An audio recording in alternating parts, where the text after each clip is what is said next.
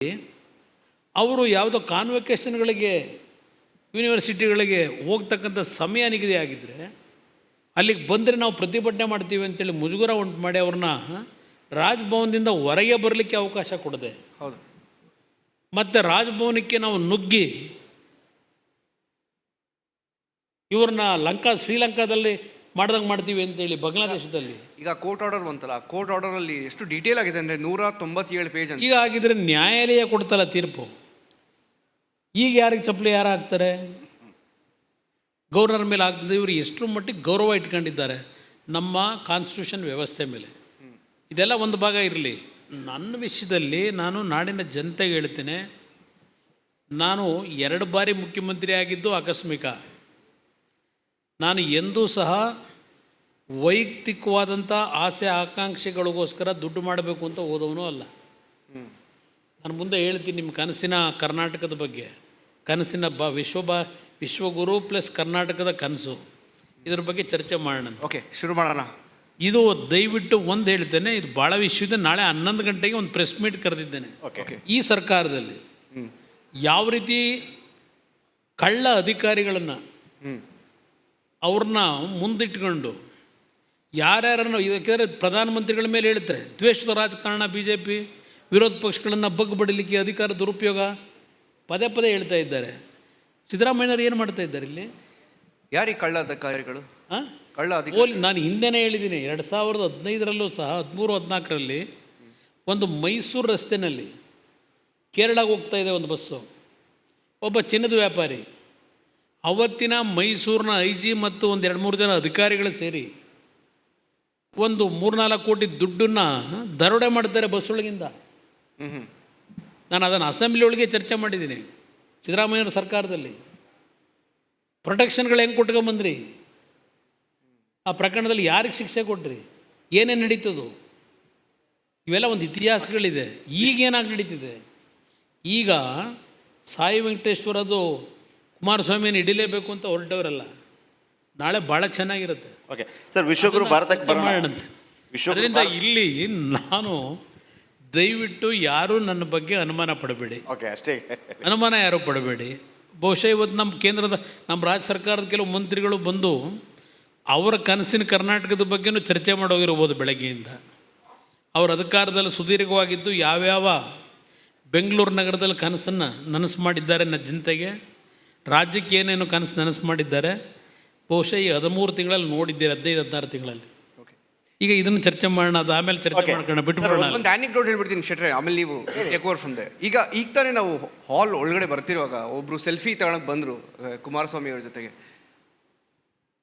Common ಪಬ್ಲಿಕಲ್ಲಿ perception ಇರೋದು Kumaraswamy is a good. ಅವರು ಸೆಲ್ಫಿ ತಗೊಂತಿರುವಾಗ ಅವ್ರು ಹೇಳಿದರು, sir you are very good administrator ಅಂತ. ನಾವು ಅದು ಪಬ್ಲಿಕ್ ಜನರಲ್ ಪರ್ಸೆಪ್ಷನ್. ನನ್ನ ಪ್ರಶ್ನೆ ಏನಂದರೆ, ನಾವು ಕನಸಿನ ಕರ್ನಾಟಕದ ಬಗ್ಗೆ ಮಾತಾಡಿದಾಗ ಈ ರಾಜ್ಯದ ಪೊಟೆನ್ಷಿಯಲ್ ಏನಿದೆ, you are a union minister, central ಪರ್ಸ್ಪೆಕ್ಟಿವಿಂದ ನಮ್ಮ ಕರ್ನಾಟಕ ರಾಜ್ಯದ ಪೊಟೆನ್ಷಿಯಲ್ ಬಗ್ಗೆ ಹೇಳಿ. ನಮ್ಮ ರಾಜ್ಯದ ಬಗ್ಗೆ ನಾವು ಚರ್ಚೆ ಮಾಡೋದಿದ್ರೆ ಇದಕ್ಕೆ ಸೀಮಿತವಾಗಿ, ನಮ್ಮ ರಾಜ್ಯ ಅತ್ಯಂತ ಸಂಪದ್ಭರಿತವಾದಂಥ ರಾಜ್ಯ. ನಾವು ಯಾರ ಮೇಲೂ ಅವಲಂಬಿತರಾಗದೆ ನಮ್ಮ ಜನತೆಯ ತೆರಿಗೆ ಹಣ ಏನಿದೆ ಸರಿಯಾದ ರೀತಿ ಸದ್ಬಳಕೆ ಮಾಡ್ಕೊಂಡ್ರೆ ವಿಶ್ವಕ್ಕೆ ಮಾದರಿಯಾಗಿ ಆಡಳಿತ ಕೊಡ್ತಕ್ಕಂಥ ಆರ್ಥಿಕ ಶಕ್ತಿಯನ್ನು ಹೊಂದಿರತಕ್ಕಂಥ ರಾಜ್ಯ ಇದು ಅಂತಕ್ಕಂಥದ್ದನ್ನು ಅತ್ಯಂತ ಅಭಿಮಾನದಿಂದ ಹೇಳ್ತೀನಿ. ಕರ್ನಾಟಕ ರಾಜ್ಯದ ಜನತೆ ಮತ್ತು ಕರ್ನಾಟಕದ ಬಗ್ಗೆ 2 ಬಾರಿ ನಾನು ಮುಖ್ಯಮಂತ್ರಿ ಆಗಿದ್ದೆ, ಅನುಭವ ಇರಲಿಲ್ಲ. 18 ತಿಂಗಳು ಮುಖ್ಯಮಂತ್ರಿ ಇದ್ದೆ. ಮೊದಲನೇ ಬಾರಿ BJP ಸ್ನೇಹಿತರ ಜೊತೆ, 14 ತಿಂಗಳು ಕಾಂಗ್ರೆಸ್ಸರ ಜೊತೆಯಲ್ಲಿ ಆಡಳಿತ ನಡೆಸಿದ್ದೇನೆ.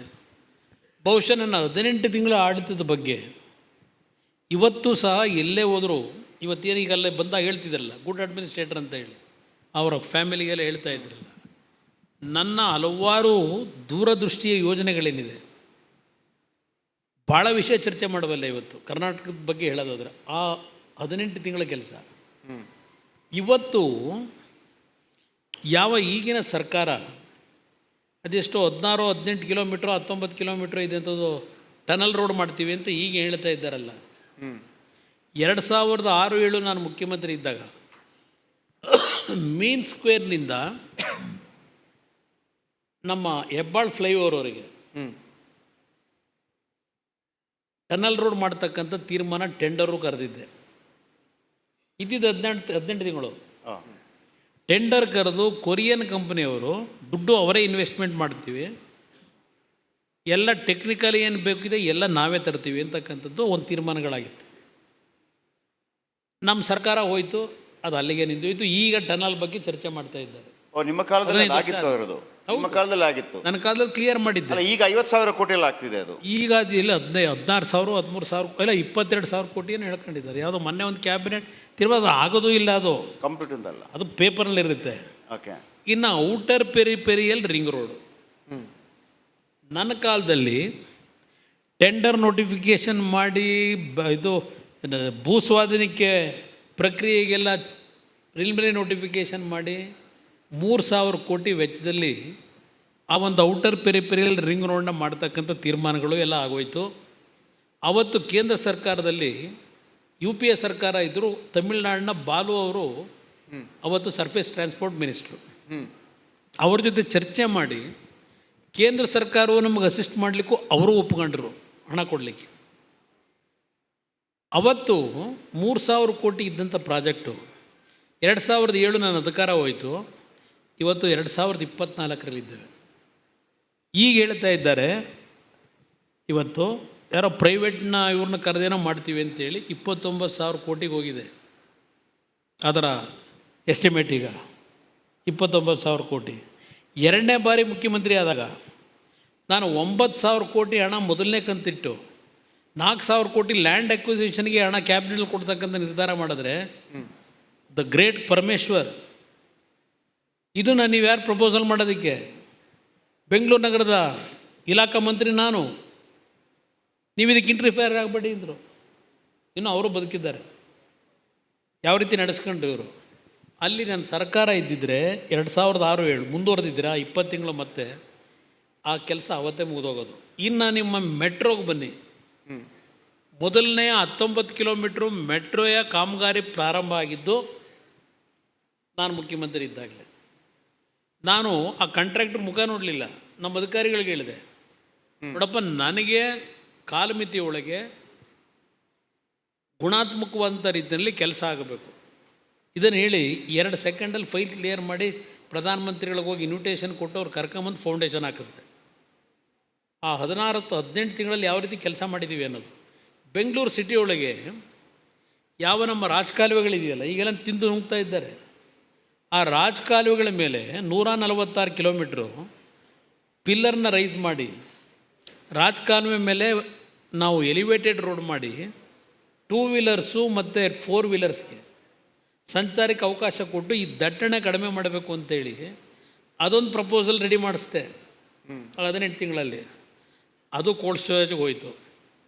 ಇವತ್ತು ಗ್ರೇಟರ್ ಬೆಂಗಳೂರು ಹೇಳ್ತಾ ಇದ್ದಾರಲ್ಲ, ಟೌನ್ಶಿಪ್ ಮಾಡ್ತೀವಿ ಅಂತೇಳಿ ಗ್ರೇಟರ್ ಬೆಂಗಳೂರು ಅಂತ ಹೇಳಿ ಒಂದು ಘೋಷಣೆ ಮಾಡ್ಕೊಂಡಿದ್ದಾರೆ. ಗ್ರೇಟರ್ ಬೆಂಗಳೂರು ಘೋಷಣೆ ಮಾಡಿ ದುಡ್ಡೇನಾದರೂ ಇಟ್ಟಿದ್ದಾರೆ? 5 ರೂಪಾಯಿ, 1 ರೂಪಾಯಿ ದುಡ್ಡು ಇಟ್ಟಿಲ್ಲ ಅಲ್ಲಿ.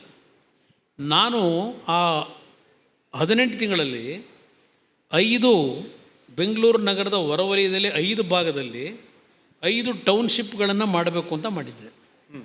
ಬಿಡದಿ ಹತ್ರ, ಸೋಲೂರು ಹತ್ರ, ದೇವನಹಳ್ಳಿ ಹತ್ರ, ನಮ್ಮ ಸೂಲಿಬೆಲೆ ಹತ್ರ ಹೊಸಕೋಟೆ, ಮತ್ತಿಲ್ಲಿಂದ ಈ ಕಡೆ ಸಾತ್ಲೂರು ಕಡೆ 5 ಪ್ರಾಜೆಕ್ಟ್ ಮಾಡಲಿಕ್ಕೆ ತೀರ್ಮಾನ ಮಾಡಿ, ಒಂದು ಪೈಲಟ್ ಪ್ರಾಜೆಕ್ಟು ಬಿಡದಿ ಹತ್ರ, ಒಂದು ಟೌನ್ಶಿಪ್ಪನ್ನು 60,000 ಕೋಟಿ ವೆಚ್ಚದಲ್ಲಿ 2006ನೇ ಇಸ್ವಿ ಮಾಡ್ತಕ್ಕಂಥ ನಿರ್ಧಾರ ಮಾಡಿ DLF ಕಂಪ್ನಿಯವರು 400 ಕೋಟಿ ಡೆಪಾಸಿಟು ಇಟ್ಟರು ಕೆಲಸ ಮಾಡಲಿಕ್ಕೆ. ಈಗ ಸೌತ್ ಬ್ಯಾಂಗ್ಳೂರಿಂದ ಮಾಡ್ತಿರಲ್ಲ? ಸೌತ್ ಈಗ ಅದೆಂಥದ್ದು ಬೆಂಗಳೂರು ರಾಮನಗರ ಜಿಲ್ಲೆ ತೆಗೆದು ಗ್ರೇಟರ್ ಅದೇನೋ ಮಾಡ್ತೀವಿ ಬೆಂಗಳೂರು ಸೌತು ಅಂತಲೇ ಹೇಳ್ಕೊಂಡು ಹೊರಟಿದ್ದಾರೆ. ಮಾಡಲಿ ಪಾಪ. ನಾನು ಯಾಕೆ ಹೇಳ್ತೀನಿ ಅಂದರೆ, ನಾನು ಬೆಂಗಳೂರಿನ ಒತ್ತಡವನ್ನು ಕಡಿಮೆ ಮಾಡಬೇಕು ಅಂತ ಹೇಳಿ ಅವತ್ತು ತೀರ್ಮಾನ ತಗೊಂಡು ಹೊರಟ್ರೆ, ಇದೇ HK ಪಾಟೀಲ್ರ ನೇತೃತ್ವದಲ್ಲಿ ಬೆಂಗಳೂರು ನಗರದಲ್ಲಿ ಲ್ಯಾಂಡ್ ಲೂಟಿ ಹೊಡಿಲಿಕ್ಕೆ ಕೊಟ್ಟಿದ್ದಾನೆ ಕುಮಾರಸ್ವಾಮಿ ಸರ್ಕಾರ ಅಂತೇಳಿ ಒಂದು ಸತ್ಯಶೋಧನಾ ಸಮಿತಿ ಅಂತೇಳಿ ಒಂದು ಸತ್ಯಶೋಧನಾ ಸಮಿತಿಯನ್ನು ರಚನೆ ಮಾಡ್ಕೊಂಡು ನಮ್ಮ ಹೊಸಕೋಟೆಯಲ್ಲೆಲ್ಲ ಹೋದ್ರು ಜನಗಳ ಹತ್ರ, ನಿಮ್ಮ ಫಲವತ್ತಾದ ಭೂಮಿ ಎಲ್ಲ ಕುಮಾರಸ್ವಾಮಿ ಕಬಳಿಸಕ್ಕೆ ಹೊರಟವನೇ, ಇದನ್ನು ಹೇಳದಂಥ ಈ ಮಹಾನ್ ನಾಯಕರು ಬೆಂಗಳೂರಿನ ಕನಸಿನ ಬಗ್ಗೆ ಚರ್ಚೆ ಮಾಡ್ತಾರಾ? ಕನಸಿನ ಕರ್ನಾಟಕದ ಬಗ್ಗೆ ಚರ್ಚೆ ಮಾಡ್ತಾರೆ ಇವರು? ಸದ್ಯಕ್ಕೆ ನಮ್ಮ ಗುಂಡಿ ಎಲ್ಲ ಮುಚ್ಚಬೇಕು ಈಗ. ಇವತ್ತು ಗುಂಡಿಗಳದು ಒಂದು ಭಾಗ, ಇವತ್ತು ನೀರಿನ ಸಮಸ್ಯೆ ಇದೆ. ನಾನು ಆ ಸಂದರ್ಭದಲ್ಲಿ ಹೇಳಿದೆ, ದೇವೇಗೌಡರ ಕಾಲದಲ್ಲಿ ಬಹುಶಃ ಈಗೇನೋ ಬಂದೋದ್ರು ಅಂತ ವಿಷಯ ಗೊತ್ತಾಯಿತು. 1983-84ರಲ್ಲಿ ಮೊದಲನೇ ಬಾರಿಗೆ ರಾಮಕೃಷ್ಣ ಹೆಗಡೆ ಅವರು ಮುಖ್ಯಮಂತ್ರಿಗಳಾದಾಗ, ಮೊದಲನೇ ಕಾಂಗ್ರೆಸ್ ಇತರ ಸರ್ಕಾರ ಬಂದಾಗ, ಲಕ್ಷ್ಮಣರಾವ್ ಅಂತ ಹೇಳಿ IAS ಆಫೀಸರ್ ಇದ್ದರು, ಬೆಂಗಳೂರಿನ ಸಿಟಿ ಕಮಿಷನರು. ಅವ್ರ ನೇತೃತ್ವದಲ್ಲಿ ಒಂದು ಕಮಿಟಿ ಮಾಡಿದ್ರು, ಅವ್ರು PWD ಮಿನಿಸ್ಟರ್ ಆಗಿ, ನೀರಾವರಿ ಮಂತ್ರಿಗಳಾಗಿ. ಬೆಂಗಳೂರು ನಗರದಲ್ಲಿರ್ತಕ್ಕಂಥ ಯಾವುದೇ ಕೆಂಪೇಗೌಡರ ಕಾಲದಲ್ಲಿ ಕಟ್ಟಂಥ ಕೆರೆಗಳನ್ನು ಅಭಿವೃದ್ಧಿಯ ಹೆಸರಿನಲ್ಲಿ ಕೆರೆಗಳನ್ನು ಮುಚ್ಚಬಾರದು ಅನ್ನೋದಕ್ಕೆ ಒಂದು ವರದಿಯನ್ನು ಕೊಡಿ ಅಂತೇಳಿ ದೇವೇಗೌಡರ ನಾಯಕತ್ವದಲ್ಲಿ ಅದರ ಬಗ್ಗೆ ತೀರ್ಮಾನ ಮಾಡ್ಕೊಂಡ್ರು. ಅವ್ರು ವರದಿ ಕೊಟ್ಟರು ಲಕ್ಷ್ಮಣರಾಯರು. ಆಮೇಲೆ ಮುಂದೆ ಬಂದು ಸರ್ಕಾರಗಳು ಏನು ಮಾಡಿದ್ರು? ಎಷ್ಟು ಕೆರೆಗಳನ್ನು ನುಂಗಾಕಿದ್ದಾರೆ ಇವತ್ತು ಅದೆಂಥದ್ದು ಮೇಕೆದಾಟಿನಿಂದ ನೀರು ತರ್ತೀವಿ ಅಂತಾರೆ, ಎತ್ತಿನ ಹೊಳೆ ನೀರು ಅಂತಾರೆ. ಎತ್ತಿನ ಹೊಳೆ